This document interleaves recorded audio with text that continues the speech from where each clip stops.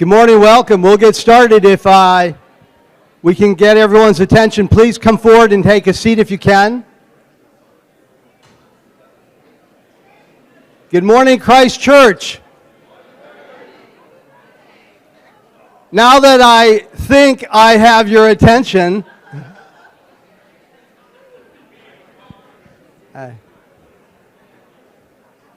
hello, yes. Time to break it up. Great to see you. And we have one of my favorite meals in front of us here, jelly beans. I have a physician who said if it's a colorful meal, it's a good meal. So I always remember that when I see jelly beans. Anyway, welcome this morning. We have a very important topic today, which is nurturing the soul of our children. And I think all of us are concerned about things in society and what it's like to bring up children today. It seems to get more difficult with each generation, more challenging. And I think the only way for us to do it successfully is for the entire community to be committed to this. My own children, my stepdaughter's 5, and we have daughters 27 and 24. But we never end that important work of shaping the soul of our children. And as we do that, it shapes our own soul as well. Yesterday, I officiated a funeral, and 3 children spoke, and 2 other people spoke with such eloquence about Philip Potter Jr. that I thought it was one of the best lessons I've heard about what it means to lead an incredible life.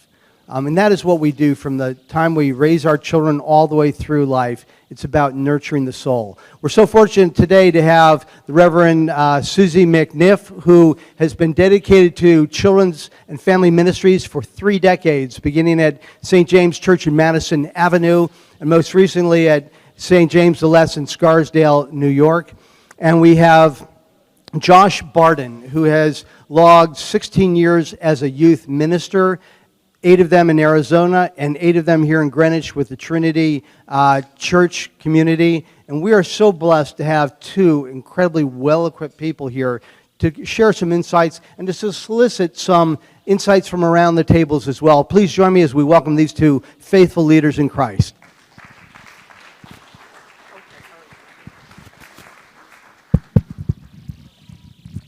Thanks, Merrick. Good morning. Thank you, Merrick, so much.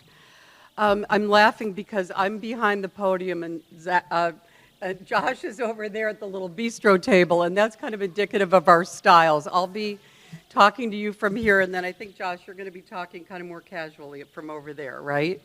So, but I just wanted to give you a little bit of information of what I do and talk about young children. I'm going to be talking about younger children today, kind of in the age of 1 to 10 years. So.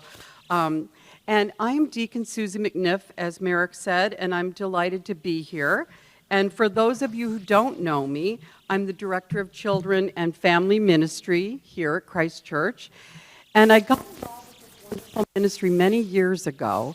I had just completed my master's in education at Bank Street College in New York City. And I was working as a volunteer in the Sunday School of Heavenly Rest. And the associate rector there said his wife, who was a rector at St. James Madison Avenue, was desperate. Her Christian director had just left, and they needed someone really quickly. And the rest, they say, is history. So be careful when you volunteer for Sunday school. My career in Christian formation has given me a unique and wonderful, a long-range look at children and faith development and the formation experience over the last 30 years.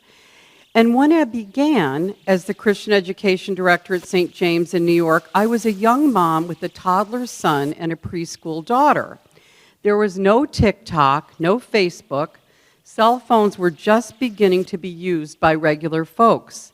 And the world seemed much simpler then.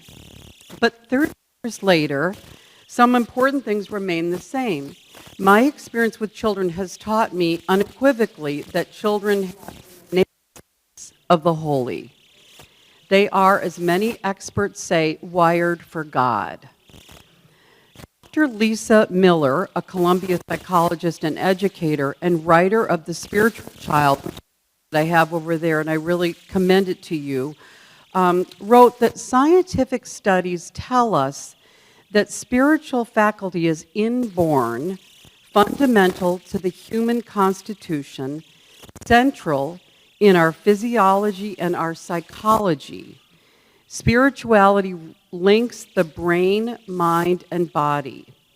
And she writes, a child's spirituality precedes and transcends language, culture, and religion. It comes naturally to children as their fascination with a butterfly or a star-filled twinkling night sky. And this is based on a lot of studies using brain scans, cognitive testing. So this is really.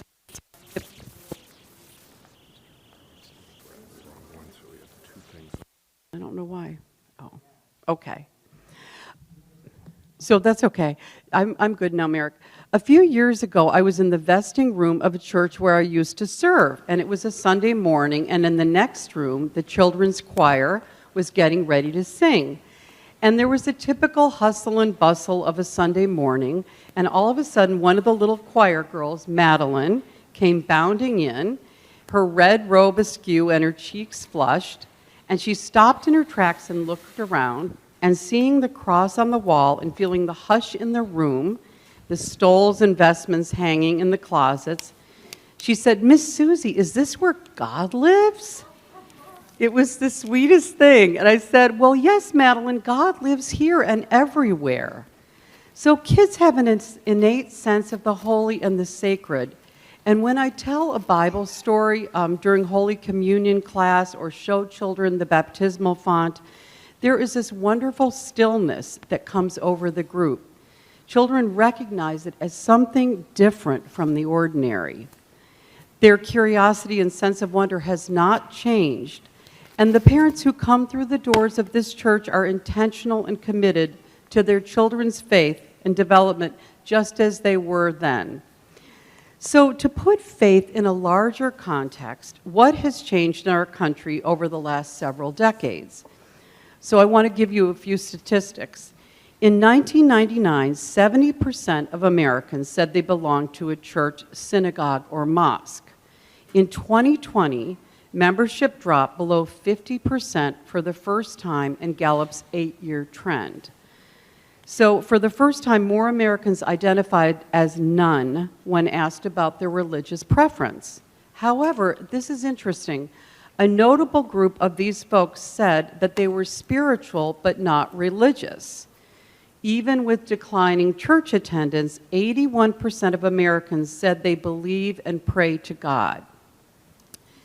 Also, 50% of people who have been married since 2010 are in mixed religion marriages, meaning mixed denominations and also mixed houses of worship. So you see we're a melting pot of spiritual ideas, theologies, and beliefs. Interestingly enough, the pandemic caused many folks to reevaluate their spiritual life. Pew Research found that nearly 3 in 10 report stronger personal faith because of the pandemic, and some also think the religious faith of Americans overall has strengthened. A few other things that have changed. Well, sports on Sunday has had a huge impact on the Sunday school experience, as many of you know. And of course, the changes in technology and the advent of social media has really changed the lives of children. There's been, on the negative side, there's been a dramatic increase in eating disorders, depression, anxiety, and suicide. So now here's the good news. Studies show that depression and anxiety lessen dramatically with prayer, meditation, and or the attendance of church services. A 2020 study of Harvard's T.H. Chan School of Public Health found that those who attended religious services at least once a week as children or teens were 18% more likely to report being happier in their 20s than those who never attended services. They were also 30% more likely to do volunteer work and 33% less likely to use drugs in their 20s as well. So we as people of faith are uniquely positioned to counter some of the negative aspects of our culture and to offer hope and resilience to young people. So what are some of the ways that we as parents and a faith community can nurture our children's spiritual growth? At home, parents can model for their children a life that includes prayer and thanks to a loving God, bedtime prayers, and these can be as simple as a spontaneous thanks for friends and family, and also grace before meals. The important thing is to invite conversation about God into your children's lives. I've heard parents say, I will wait for my child to grow up and they can decide about religion. You hear this a lot today. But they're not only missing a really precious opportunity, but closing the door on an important conversation and questions. I always say you wouldn't say to your kids, well, listen, we'll explore sports and I'll take you to a museum and show you art when you're 23 years old. You want to nourish this when they're young. They really needs to be addressed at a young age. And so without support and encouragement, spiritual development weakens under pressure from the outside culture. So a culture which tends to judge people on their wealth, their power, and their success. And the other thing is that some parents are afraid that they're going to open a Pandora's box of questions about God, like life after death, where heaven is, where did grandma go?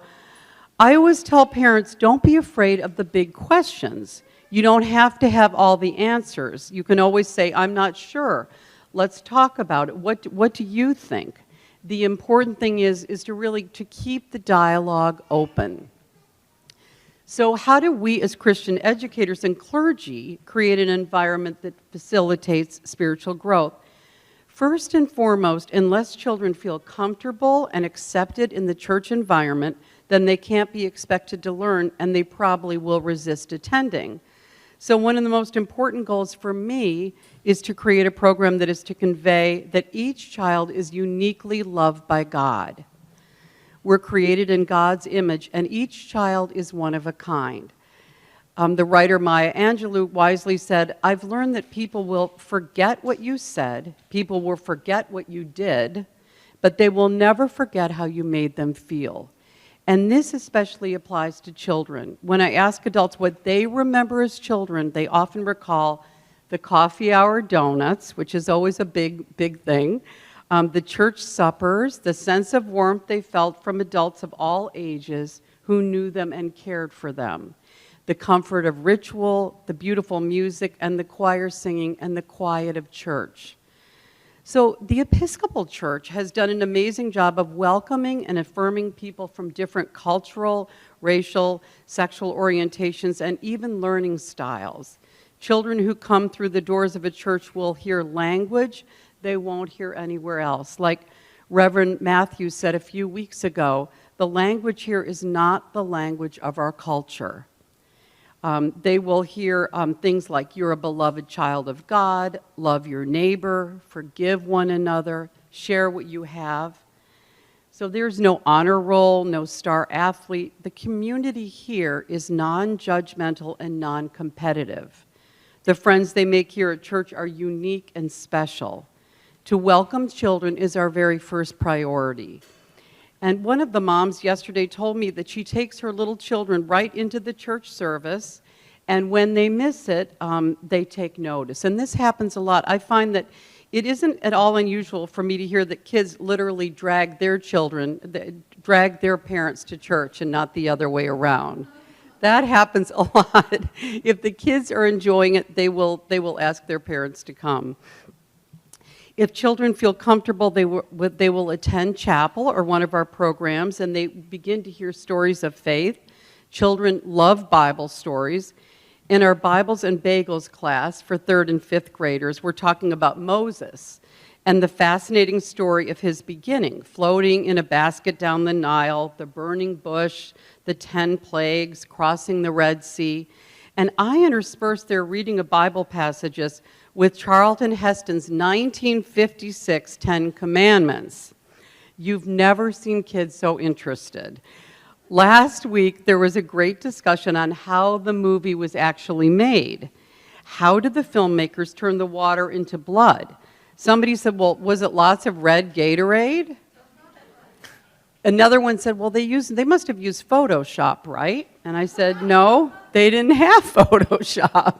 So there was a lot of conversation. How did this movie get made? So they really loved that. And we had a lot of discussions about Moses, like the risks that he took, stepping up to do something that you don't think you're qualified to do. Bible literacy links people in the Bible and their experience with their own.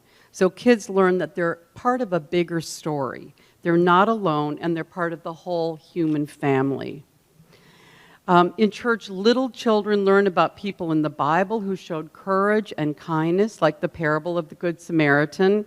Stories like these help give examples of a strong moral compass that they too can emulate. They see hospitality extended each week for newcomers and visitors in church and at coffee hour. In Children's Chapel, we're learning about prayer using a prayer wall where children write their own petitions and pin them on the wall. So the church experience exposes kids to themes and ways of living that include forgiveness, gratitude, hospitality, and giving. Time in church gives children time to literally unplug from devices and overscheduling, which is so important right now. Just to have a time to listen to music, listen to prayer, have some silence, which is really increasingly rare in this world. And so here is where you all come in. This group here, this beloved community of faith, today is critical to the spiritual development of our young people. These kids are the future of the Episcopal Church, and some of you are parents, some of you are grandparents. Maybe you're not either, but want to be a mentor to one of our confirmands, and you can talk to me about that because we're still looking for some. And maybe you want to lead an outreach project or help with chapel or sit in on confirmation class. Each one of you is really important to their life and spiritual growth. Participations in our Packathon, midnight runs, show them that the choices that they make and the actions they take have an impact on the world. So what we can offer them and what they offer each one of us is unique. Our church community is a place where we can support and love one another and learn to tolerate individual differences. So with the support and love from family, friends, fellow parishioners, and God, children can grow in their faith and spirituality and become the people that they are meant to be. So now I'd like to turn it over to Josh, who will talk to you about our teens and their faith development. That's right. Thanks, Susie. Okay, Josh. Thanks, Susie. Is it okay if I walk around? I'm going to be a little bit more, I'm not going to get behind the podium there. So what I want to do today is I want to talk to you about why does youth group at Christ Church matter? If I can answer that question and talk to you as parents and grandparents or people in the community that just care about teenagers, why is what we do here, why does it matter? And I want to talk to you not just for, the answer to that is not, I just need to have job security and I need to keep my job. That's why it's important, keep them coming. That's not it. I actually think what we do here is of the utmost importance for our students. So what I want to do today, I'm going to throw out some statistics. I'm going to tell you a little bit what's going on, what we're seeing in youth ministry across the country, what we're seeing here in Greenwich. And then my hope is that we don't just walk away going, man, that is really depressing, but instead I can give you some tools and some things and some ways that you too can play a role in youth ministry and in encouraging our teenagers. So I work with, like Merrick said earlier, I've done this for I'm going on year 17, something like that. I work with middle school and high school students. It started one day when I too got dragged into a youth group. A friend of mine said, come to this middle school group. I was 22 years old, and you would think as a confident 22-year-old that you would walk into a group of a room with middle schoolers and you would be like, yeah. No, I was like, I'm so scared of these kids. I was frightened, and I said, who does this? This is ridiculous. And he says, come back next week, and I did. And then I came back the third week, and then I was in. And that was back in 2003. And I've been doing this in some way, shape, or form ever since then. My hope and what I want to do with students is give them a safe place to come and explore faith. give them a safe place where they can come and they can be a part of the church, where they know that at this place, in this room, that they are going to not be judged, that it is okay to be them. We live in a world that intentionally and unintentionally, we tell kids and we express to them that your value comes from what you produce. Your value comes from what you produce in all shapes of life. And I don't think we do this intentionally, right? I don't think we intentionally come around and say, well, how are you doing? Where are you on the scale? Okay, well then this. But we do it, if you think about it, in all realms of life, right? Who do we prop up? The kids, oh, you're in AP, you're in honors, that's awesome, that's great. We give them accolades for that. Oh, you're on the basketball team, you're the captain, that's great. Oh, how many followers do you have on Instagram? How many followers do you have on TikTok? It's everything that we do, we ascribe value to them based on what they produce. Here at Christ Church in our youth group, my hope and my goal is that we have a group of kids, or we have a place where your value does not come from what you produce. Your value is just because of who you are, because of who God has created you to be, and you get to come here and have that kind of judgment-free place where it's okay to ask questions about life and faith. It's okay to just be you. It's okay to not have it all together, but you can come and be a part of it. So let's talk a little bit about I want to talk to you a little bit about adolescence. So adolescence has changed over the last 100 years. Most of what I'm going to say today comes from Dr. Kara Powell. She leads up Fuller Youth Institute. You can go online and find the Fuller Youth Institute. They have great resources on there, and I'll even show you some. But Kara Powell has influenced my philosophy around youth ministry and my understanding of youth ministry more than anybody. I actually had the privilege of being in a class of hers at Fuller Seminary, and she has some really great stuff. But over the last 100 years, adolescence has changed. Now, here's the interesting thing about adolescence. Adolescence is a physical beginning, right? It is when kids hit puberty, it is a physical beginning. Everything is changing, right? Our brains are starting to develop different. We're starting to think different. Hormones are going. Our bodies are changing. Everything is changing at the onset of adolescence.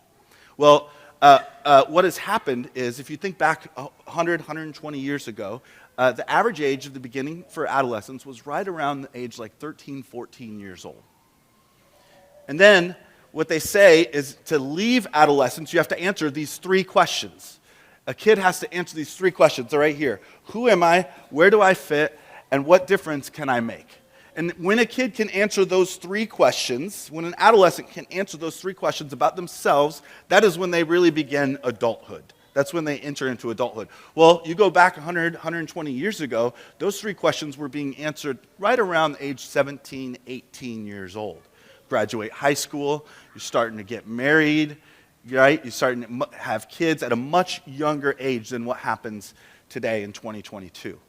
Anybody want to guess? Just throw a guess out there at what age, on average, they say adolescence ends now in 2022. 12.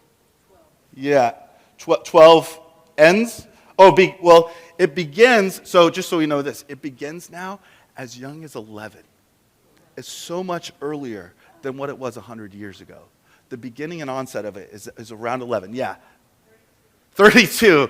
That is a good guess. We're all speaking not from personal experience, right? Yeah, actually, the age they say is around 25 to 28 years old. Which means over the last 100 years, adolescence has gone from, say, 4 or 5 year period to now a 15-year period of being an adolescent. And here's how I like to describe it. Maybe never ends. Yes, I'm sure we can all think of maybe a person or two that we would know that to be true. But here's how it was described to me, is that adolescence is like having to go through, it's a kid, a student, has to walk a tightrope by themselves. We as parents, as much as we want and maybe want to do this, can't hold their hand and walk them across the tightrope. They've got to figure this out on their own. They've got to be able to answer these three questions on their own. So if we go ahead and put up, this is the beginning of adolescence here. This was done in my seminary, so I'm just regurgitating it, making my money's worth here.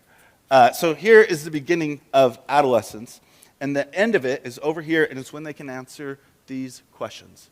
Well, here's why what I think we do in youth ministry is so important.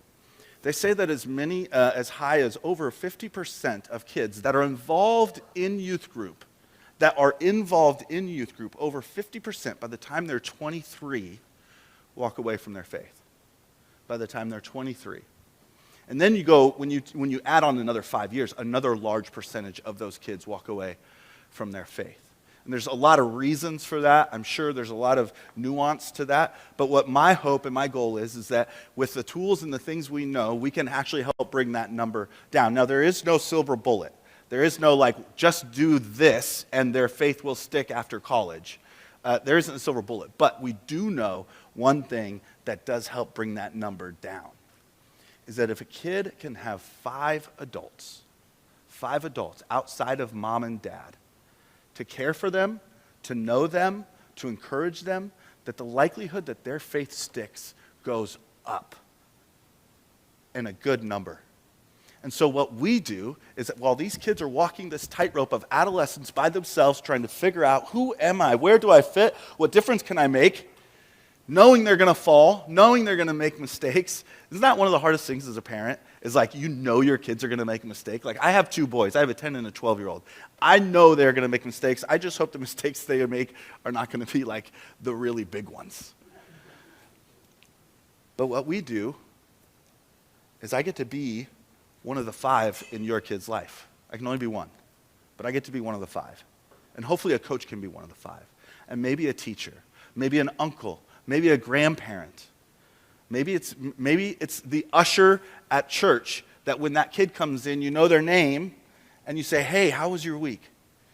One year, when I was at a church in Arizona, I had 250 middle school students every Sunday morning in my ministry. 250 students. We would take them to camp. We took them to a camp in San Diego. So you can imagine, that's a lot of kids. We were at we did this big outdoor rec game, and we were walking back, and I will never forget this. We were walking back, and I looked at this girl. Her name was Morgan. She was an 8th grade girl. And I said, Morgan, did you have fun? How's this week going? Did you have fun? Tell me about it. And she looked at me and she goes, you know my name? I was like, yeah, of course I know your name. I still follow Morgan. She actually got married to a boy that was at that same camp. I still follow her on Instagram, but she looked at me, and I'll never forget the power of even just remembering a name. Get to be one of those 5. And when you're one of those 5, what happens is you start to form a safety net down here, right? I get to be one. There's a teacher. There's a coach, because these kids are going to fall, but then we get to be a safety net for those kids, right? And we get to be one of the 5. And then hopefully their faith as they go off. I say this a lot to people. I say if we don't help kids learn how to think critically and we just tell them what to think, that's not going to be helpful. You know why? They're going to go to that first philosophy 101 class and everything falls apart, right? The whole house of cards comes tumbling down because of this philosophy 101 class in college, because we never gave them the tools to learn how to think. Just telling a kid what to think doesn't work, right? We can't do that. They've got to go through this on their own. And so what I hope to do, and what my goal is as a youth pastor, as a youth minister, is to not just be one of the 5, but to build a program where I can help students go through this and say, who am I, where do I fit, and what difference can I make? Because they're all asking those questions. And we get to do it with a Christian foundation, right? With the understanding of, hey, there's something super compelling about this guy, Jesus, and we get to follow him, and he actually changes and transforms us. And I want to help you do that in this setting, in a safe place. Now, this is going to sound maybe a little bit contradictory. There's a lot of jelly beans up here. I'm going to tell you why they're up here, right? Not for Merrick's snack, although afterwards, perhaps. What I do is really important. And what I do in the life of your student is really important. And I love to go to baseball games. I love to go to basketball games. I love to go to plays. I can't tell you how many plays I've been to over 16 years. I can't tell you how many football games I've watched, how many lacrosse matches, whatever it is. I go to, and I bring my kids with me, right? They're doing ministry with me. Come on, let's go. They're like, Dad, do we have to? Yes, you do. Let's go. And we go. Now, here's the thing, though. On a good year, I get 50 hours with your kids on a good year. They say at average it's about 40. I put in this jar right here, I put 53 jelly beans. Okay, so I gave it a good year plus one. So let's say this year I get 53 hours with your kids. Each jelly bean represents an hour that I get as a youth pastor to hopefully have some sort of spiritual influence in the life of your kid, to hopefully ask them or answer some of the big questions about faith and about God and about that. Hopefully I get 53. That would be awesome. It's a good year. Moms and dads, guess what? This is you. This is how many hours you get with your kids a year. If I am going to be the primary spiritual influence in the life of your child, we're fighting an uphill battle, right? This is an uphill battle. And I'll do everything I can with these 53 hours. I'll do everything that I can. But this is the important part, right? I've got 2 boys. I am the spiritual influence in their lives. Like that, nobody else gets that. Nobody else gets these hours. I get them. So I have to make them count. Now part of my job here at Christ Church is not just to, have dodgeball and play dodgeball and order pizza for kids. Although, is that a part of youth ministry? Absolutely, it should be. If it's not, we have questions. A core value of mine is to have fun. If your kid comes to a youth group that I run and we don't have fun, then I've failed them. We will have fun. But also, we're going to talk about life and about faith and stuff. But my job isn't just to do that. My job is also to come alongside you so I can help you make these hours count. Right? Like these hours need to count. So how do we do that at home? You've probably heard the phrase, more is caught than taught, right? Our kids are watching us and they're smart. More is caught than taught. So it's not just what I tell my kids they need to do or what they should be doing. It's they're watching me. They're watching how I live. They're watching how I treat the waitress at a restaurant. They're watching how I treat the barista. They're watching what I do when I get cut off, right? They're watching me. They're watching how I live. In my house, there's one of those little poster boards on the way out. And this is what I hope to be true of my family. This is what I hope to be true of my boys. It says, as they walk out the door, it says, be kind, do hard things, and love everyone. Those are the things I'm trying to instill in my kids. I want you to be kind. Life is hard, right? Have you ever met somebody who said life isn't hard? They're lying. And then let's just go love people. That's what Jesus would have done. Right? That's what Jesus would have done. That's how I'm trying to invest in these jelly beans in my family.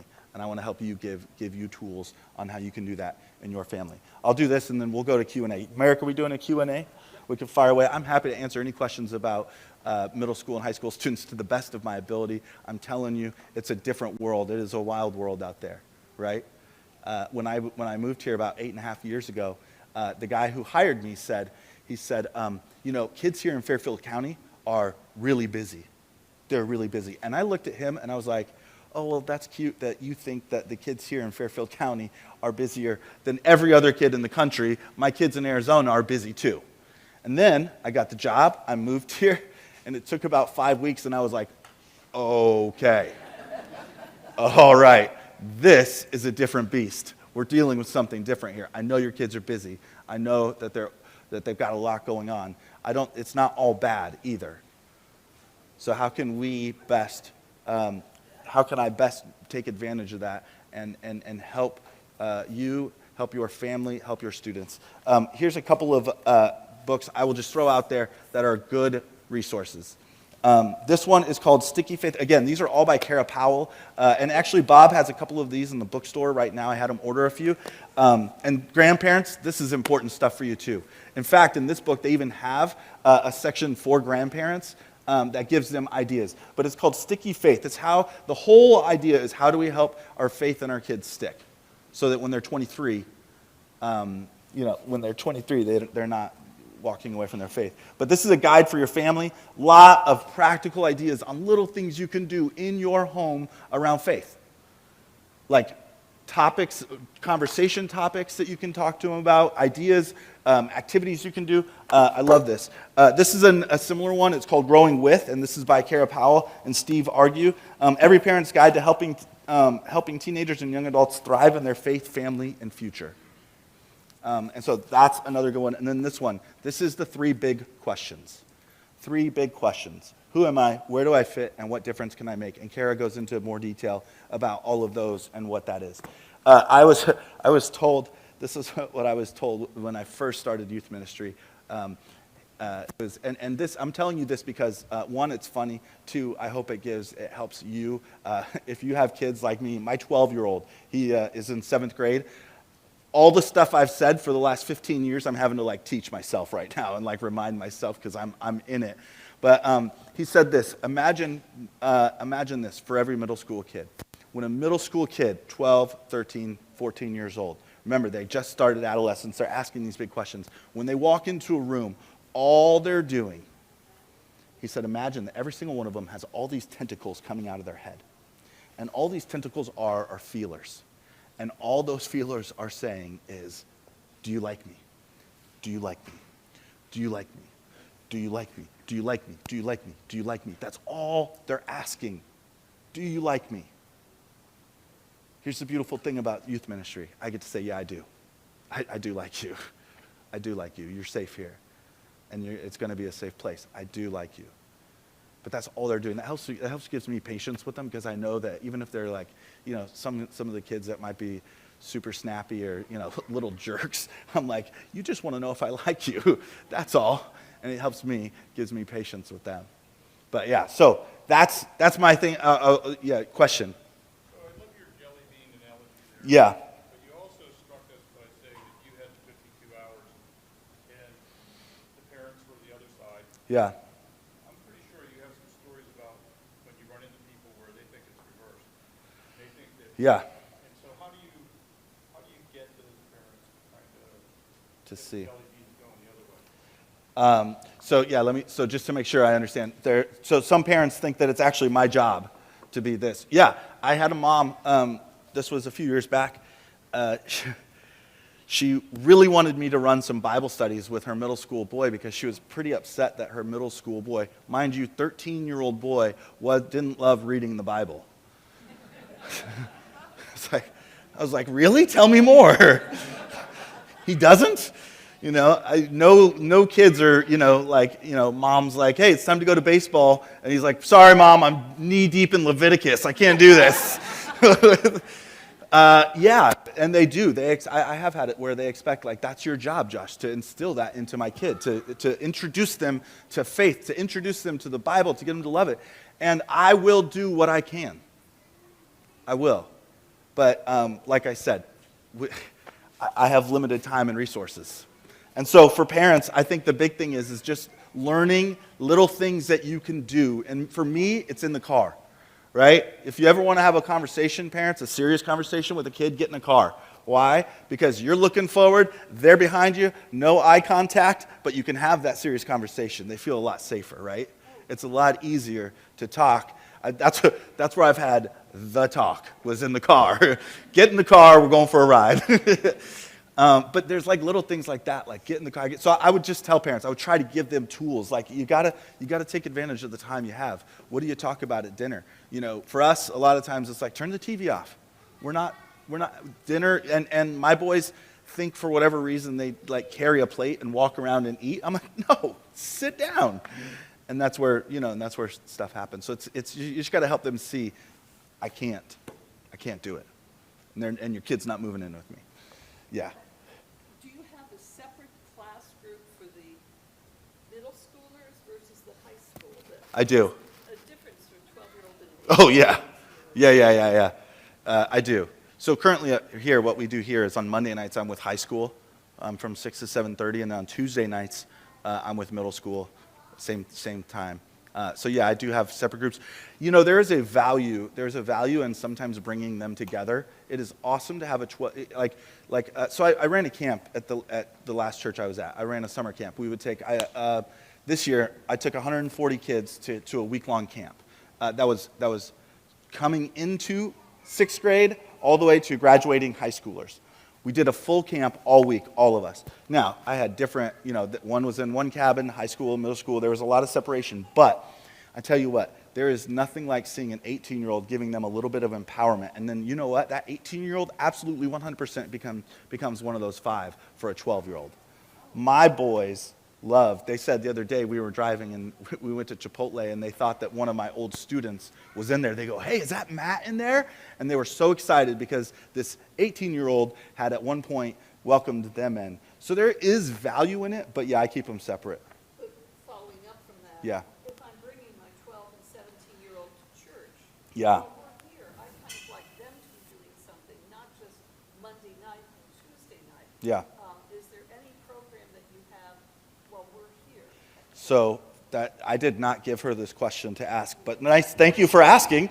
Starting next week, so starting next Sunday, actually, once a month, I'm going to have a program for high school kids at the same adjacent time as a 10 o'clock service that's happening. So once a month, high school can come with me at 10 a.m., and then we'll do our own, kind of high school service, if you will, just kind of more just geared towards high school. And then once a month, I'll do that with middle school. So I'll do it once a month.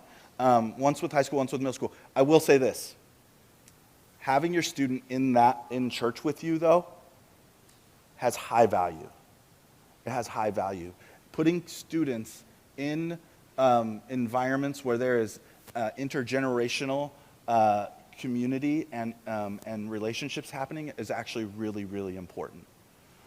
And also, the one thing we don't want to do is isolate kids and become a silo from the church body, because what happens is they graduate high school and then they think they belong. They don't know how to belong in the church because they've been siloed for the last 8 years in the middle school and high school ministry, because we were like, oh, we need to make it different, because there is actually value in having them with the body. But we will provide some space for that, yes. Yeah. Yeah. Talk about the secular messaging that everybody faces, but I think an equal problem sort of might be the sort of increasingly strident, dogmatic association that people have with Christianity. Yeah. It sounds a bit of a problem in the Episcopal Church, but it makes me, even at my age, as an Episcopalian, sort of, I take pause when I hear I'm a Christian. It makes me go, what is that? What are you trying to tell me? What is? And I wonder how we deal with that and make sure that we treat that sort of association. I think that's very, very fair, and I agree with you. Increasingly, the word Christian is linked to stuff is linked to stuff that has nothing to do with Jesus, right? Like the life of Jesus is very compelling, and his message is very compelling, and he is very compelling. But increasingly, there is a separation between that. So the way, I don't know what to say necessarily on what to do out there. Like, I'm not going to go to a high school, and be like, hey, I've got this message of Christianity. It's probably not what you think. Come check it out. But when it comes to students, I think it's really important for me. I try very hard to say, well, what does it mean to live a life following Jesus? What does it mean to have a faithful life? Here's the thing. One of the things I say to kids all the time is this. I say, when I die, whenever that is, if on my tombstone, or if my service, whatever, if people were to say, Josh, you want me to describe Josh? Okay, here, let me describe him. He was loving. He was joyful. He had this peace about him. He was kind. He was good. You start to name off the fruit of the Spirit. That to me is a life following Christ, because that's the Spirit living, transforming us, right? I become more and more like that as I allow the Spirit to transform me and change me, and that to me is the actual what it is to be a Christ follower. Not, and you're right though. I don't know what to do with this increasing. The increasing kind of stereotype that comes along with the title of Christian. I mean, I often find myself saying, but wait, let me tell you, and then having to explain, but this is what it means. So I agree, it's a tough one. Oh, yeah. What can we Oh, yeah, what can we do? Well, be one of the five, right? The, the, the thing is, every church, there's no such thing as a church that exists that say they don't want to support youth ministry, right? If there is a church, that is called a dying church, right? Every church wants to support youth ministry. I think the way, though, that you see how serious you take it is the resources you put to it, right? And I think Christ Church has done that. I think there's, and we're looking to put more and more resources into youth ministry and children's ministry. And so I think that's going. The way to support me, I can't do this on my own, I'm not, I don't view myself and my job as the superhero youth pastor come in. I can't be everything to all kids, and so it just takes people. I always need volunteers. Actually, May is one of our volunteers with middle school ministry. She comes and hangs out on Tuesday nights and serves with the middle schoolers. So now, at this point, there's not a ton of us kids in there, so it would be really weird if there was 8 adults and 7 kids. They'd be like, what is this, youth group for adults? But I think the big thing is just if you prioritize, I don't want to waste your time, and I don't want to waste my time. I don't want to do youth ministry. I don't want to do youth group because it's what we do. And everybody is so busy. Kids will vote with how they spend their time.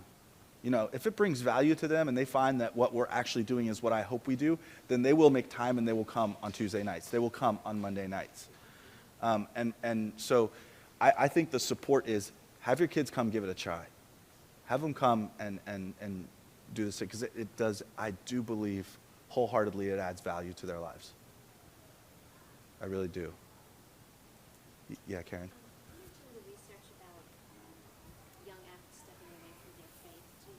Do you Yeah. think that research covered why? Yeah, you know what? Actually, they talk about it in some of these books. The question was, I mentioned that a lot of kids are walking away from their faith, and the research shows that the numbers are, increasingly higher. And why is that? I think there's a lot of reasons. I think, and some of them are fully fair and valid.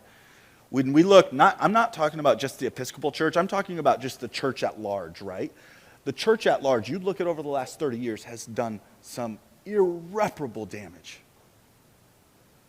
right? And we can either not acknowledge that and act like that's not true, or we can acknowledge that and say, you know what, the church has done some terrible, terrible damage. And so how do we help healing in that? But I think students, I think kids, I think there's a distance. Why would I go be a part of that? Have you read the stories? Don't you know? Haven't you seen the movies about this? And so I think that has something to do with it. We just live in an increasingly globalized kind of world, social media. I'm not one to blame everything on social media, but hey, social media is a bear. If you don't know much about social media, I'm happy to talk to you too, because you got to be educated. As a parent, you have to be educated. And I'm learning this right now too. My son doesn't know this. He's not in the room. He's 12 in 7th grade. He's getting his first phone for his birthday this year, for his 12th birthday. Scares me to death, right? Scares me to death because I know what's out there. I know what social media is. So I'm happy to talk about that another time, or even over coffee or something. But that's an important one to know. But I think all of that plays a role in it.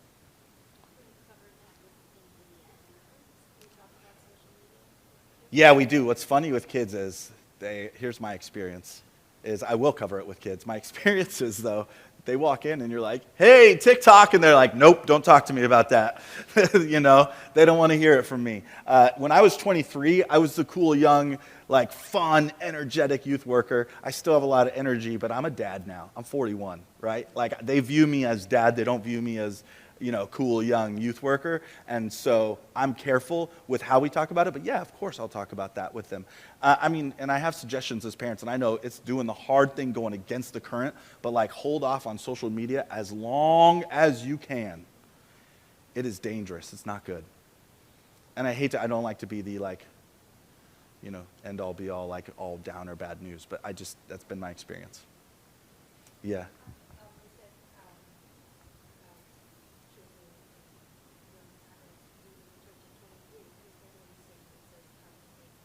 How many come back?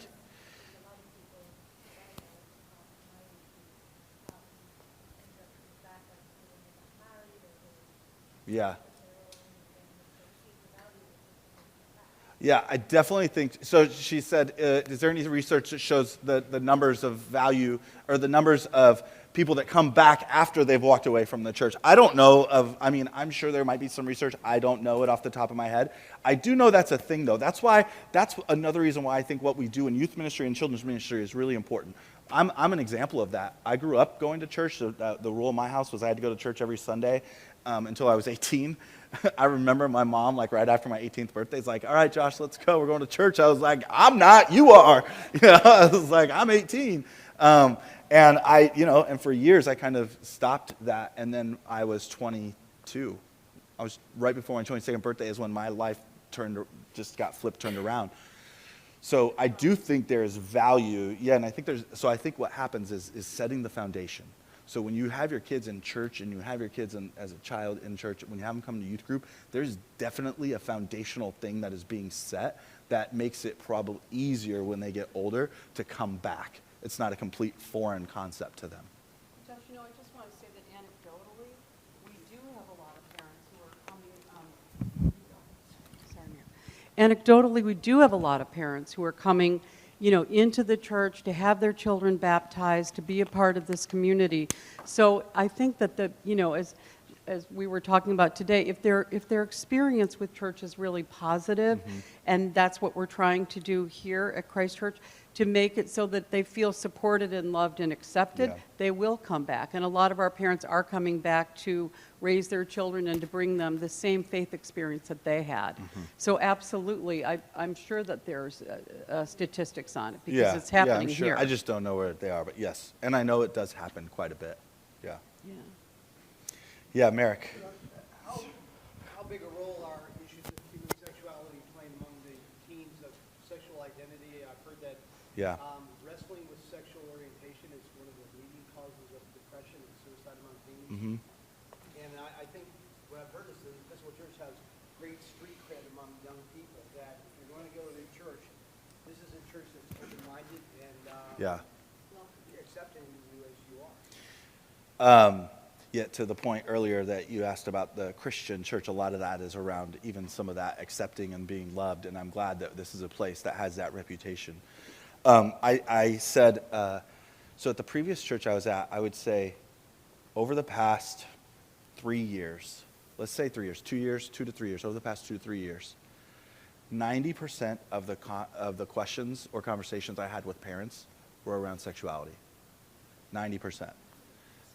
It is at the tip. It's at the top of the kind of issues out there right now that teens are dealing with. They're asking questions. Parents are not sure what to do, and I have some resources around that. But I mean, I would say it is pervasive. I'm glad that and. Yeah, so just around the questions that I'm getting, or when parents are coming, they're talking to me about, my son or daughter is telling me that they find themselves somewhere on the LGBTQ spectrum. They're questioning, their gender. They have friends that are somewhere on the LGBTQ spectrum. Right. Some of that is, some of it is like actual sexual activity maybe, but most of it is around sexual orientation and stuff like that. Yeah, that's most of the questions that I'm getting. And it is, what's that? Perhaps, yeah. I mean, I think there's a lot to it. I think it's a big, very nuanced topic. But yeah, that's what I'm seeing. And Merrick, it didn't. It's a different time, right? I mean, it existed. The conversation existed, but it was not like, right? Yeah, not like it does today, right?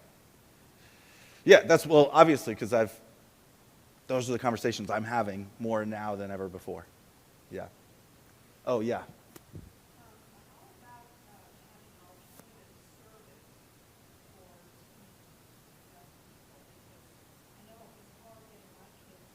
Yeah.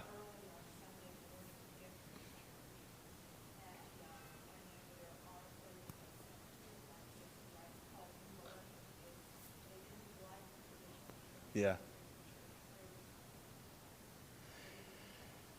Yeah, I definitely think there's something to be said about just style.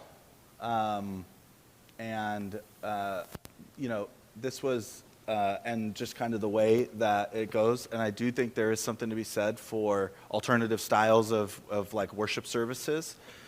That's something that we've talked about, and that, it's something that we are certainly looking at. It's not going to start next week, but it's definitely something because, ideally you want to cast the widest net, and I would hate for something like that to be the thing that is, the roadblock to a kid having any sort of faith formation. So that's a good idea, and we're talking about that. Is that fair to say, Merrick? Yeah. Yeah. I want to be wary of time. Annie, I want to get your question. This goes till 12:15? Is that right? Okay.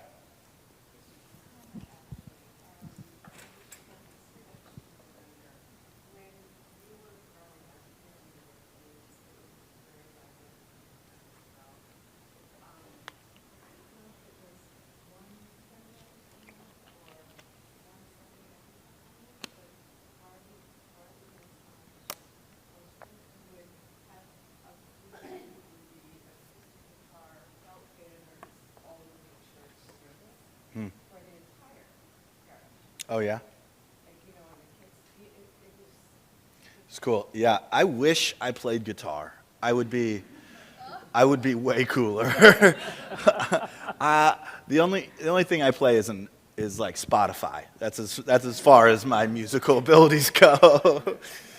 Yes, no, I know. Hey, I've been a part of it. This is what I've done. So this actually is a newer thing for me as opposed to my previous experience with youth groups and stuff. So I think there's definitely potential to bring some of that into what we do in our youth group.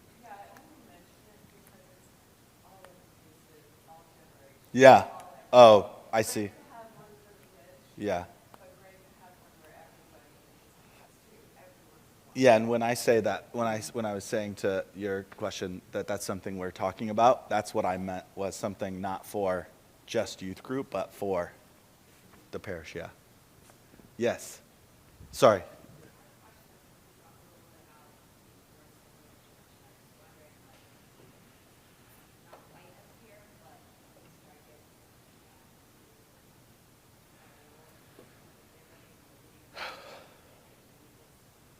Yeah. Oh, this is a tough one.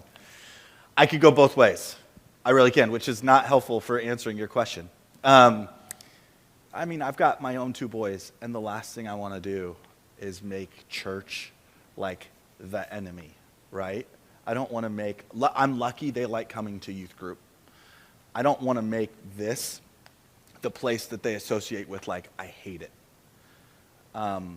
But get creative. Then it's like we have to get creative, because also you don't want to just ignore it and not have them come and be a part of it, right? You do want to say, I want you to be a part of this church faith family, this community, in some way, shape, and form. And so maybe just get creative with how you say, okay, oh, you don't want to come to Sunday morning? Monday night. I don't know, something, because there is definitely value here. There is value, and but I get the struggle. My boys are not here this morning. They're with Grandma. They're with Grandma, and it was tough. Partly because I was doing this afterwards, but it's a struggle even in my house. But there is value in this, and so somehow there's got to be a compromise. That's not I'm sorry if that doesn't. That's not super encouraging answer. Yeah, last one. Should we do one more? Last one. Really quick. Oh, okay. This is really quick. Yeah, okay. Do you participate with Young Life, which is in the area? I am friends with people in Young Life. I have found it this is the age-old question for 16 years in ministry for me. How does the church and the parachurch come together and partner together and go? And it's like, it's really hard to do. It's not impossible. I have ideas and thoughts that I want to explore with partnering with parachurch and other churches in the area, like right here at Christ Church. So it's hard to do like to pair and to do two programs that are kind of competing, but I'm definitely open, and I know people that in that. I'm lucky that yeah, last question, yeah. No, you're good? Yeah, I was going to say I'm lucky. I know a lot. I've been here long enough that I know a lot of the youth workers. I know most of the youth workers in Fairfield County. And so we do some partnering with them. I want to thank Susie and Josh for a really informative forum. I want to thank all of you. The growing stewardship of Christ Church has allowed us to hire a very high caliber of leader. This is not a place for people to learn for the first time. We want people who really know what they're doing to lead these outstanding ministries, and we're going to continue to resource them and build upon them and look at a worship experience that we hope will be very inclusive of different generations at a different time of the day, because we know with the sports and all the competing demands on Sunday mornings that we need to be exploring that. And as we bring aboard a third full-time priest, that would be a high priority for us to explore. And we appreciate, as we go forward, hearing from you so that we build what will really work for not only Christ Church but the wider community. And we want to invest in the lives of every single member here of all ages. So thank you very much for what you were part of today. And thank you, Josh and Susie, for really stimulating thinking and thought and great ministry. God bless you all. Have a beautiful day. I'll stick around, too, for questions. I'll stick around if anybody has questions or wants to chat or whatever.